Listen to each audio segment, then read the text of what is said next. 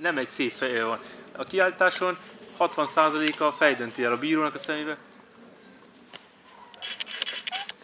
Hát a baj, nem figyel még fel, mint úgy a nagyok, hogy feldobol neki a ruhát, és akkor a nagy az figyel már egyből rá.